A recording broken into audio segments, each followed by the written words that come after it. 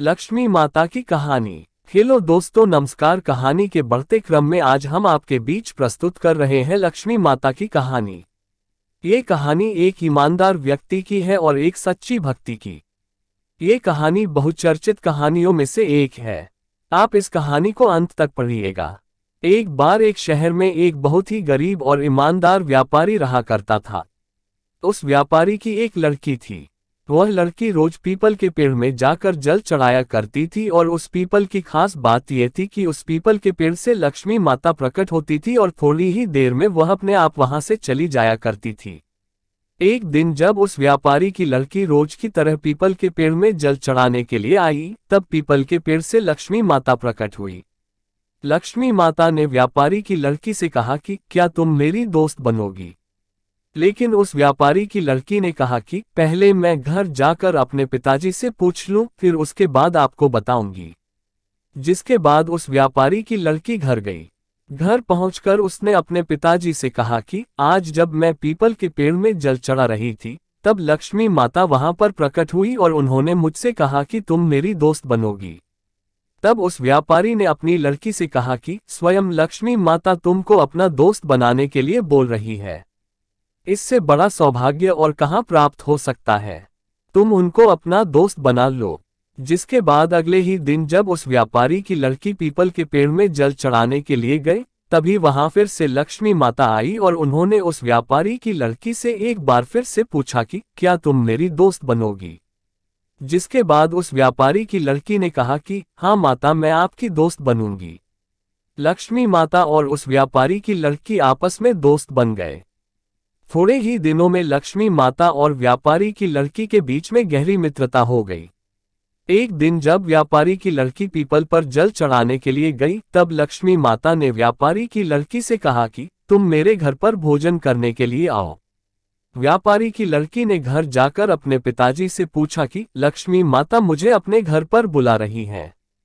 भोजन करने के लिए क्या मैं वहां जा सकती हूँ? उस व्यापारी ने अपनी बेटी से कहा कि लक्ष्मी माता ने तुमको भोजन पर बुलाया है, वहां पर जा सकती हो। व्यापारी की लड़की लक्ष्मी माता के घर भोजन पर चली गई। जैसे ही व्यापारी की लड़की लक्ष्मी माता के घर पहुंची, तब लक्ष्मी माता ने अपनी सहेली का स्वागत किया और लक्ष्मी माता ने अपनी सहेली को साल ओढ़ने के लिए दी और सोने के सिक्के और सोने की थाल और सोने की चौकी और अपनी सहेली को 36 प्रकार के स्वादिष्ट व्यंजन बनाकर खिलाए। लक्ष्मी माता के घर से भोजन करके जाने लगी। तब लक्ष्मी माता ने अपनी दोस्त से कहा कि मैं भी तुम्हारे घर पर भोजन करने के लिए आऊंगी।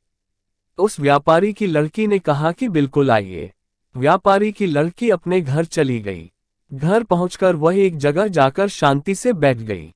अपनी लड़की को शांति से बैठा देख और चिंतित देख व्यापारी ने अपनी लड़की से पूछा, क्या हुआ बेटा, तुम इतनी चिंतित क्यों हो? तभी उसकी बेटी ने बताया कि लक्ष्मी माता हमारे घर पर भोजन के लिए आने के लिए बोल रही है। कल वह हमारे घर पर भोजन करने आएगी। उन्होंने तो मेरा स्वागत बहुत अच्छे तरीके से किया और मुझे सोने के सिक्के, सोने की थाल, सोने की चौकी और 36 प्रकार के स्वादिष्ट व्यंजन बनाकर खिलाए। लेकिन मैं उनको क्या खिलाऊंगी? हमारे पास तो कुछ भी नहीं है।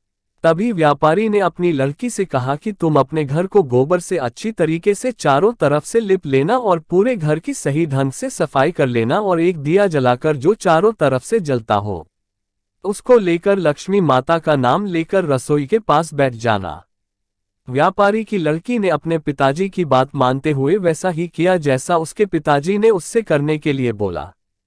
जिसके बाद व्यापारी की लड़की घर की साफ सफाई करके रसोई के पास लक्ष्मी जी का नाम लेकर और एक लड्डू लेकर बैठ गई।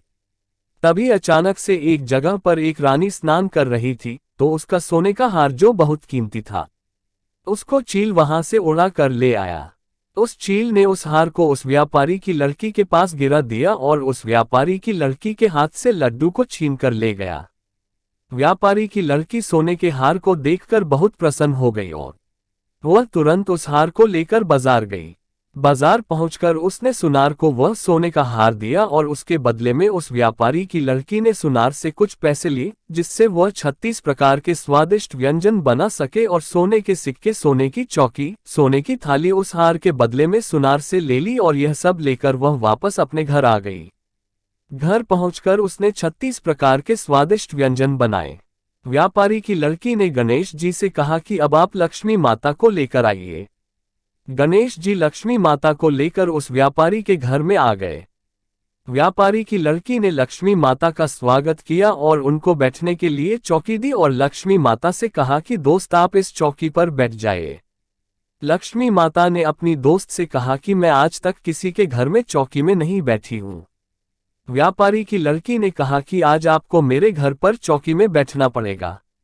लक्ष्मी माता ने अपनी दोस्त की बात मानकर चौकी में बैठ गई और फिर व्यापारी की लड़की ने लक्ष्मी माता को 36 प्रकार के स्वादिष्ट व्यंजन खिलाए और जैसे लक्ष्मी माता ने अपने घर पर व्यापारी की लड़की का स्वागत किया था और उसको 36 प्रकार के व्यंजन बनाकर खिलाए थे, ठीक उसी प्रकार व्यापारी की लड़की ने लक्ष्मी माता को अपने घर पर 36 प्रकार के व्यंजन बनाकर खिलाए और जैसा जैसा लक्ष्मी माता ने किया था वैसा वैसा व्यापारी की लड़की ने भी किया, जिससे लक्ष्मी जी अपनी दोस्त से बहुत खुश हो गई और उन्होंने अपनी दोस्त को बहुत सारा धन दिया, जिससे उस व्यापारी की और उसकी लड़की की सारी गरीबी दूर हो गई।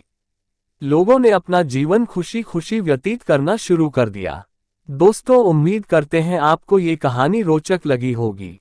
ऐसे बहुत ही कहानियां हैं जो हमारी वेबसाइट में उपलब्ध हैं। आप इन्हें पढ़ सकते हैं और अपने बच्चों आदि को पढ़ाकर उनका मनोरंजन करवा सकते हैं और इस कहानी को साझा कर हमारा हौसला अफजाई कर सकते हैं। और कहानी से संबंधित यदि कोई भी प्रश्न है आपका तो आप कमेंट बॉक्स के माध्यम से पूछ सकते हैं।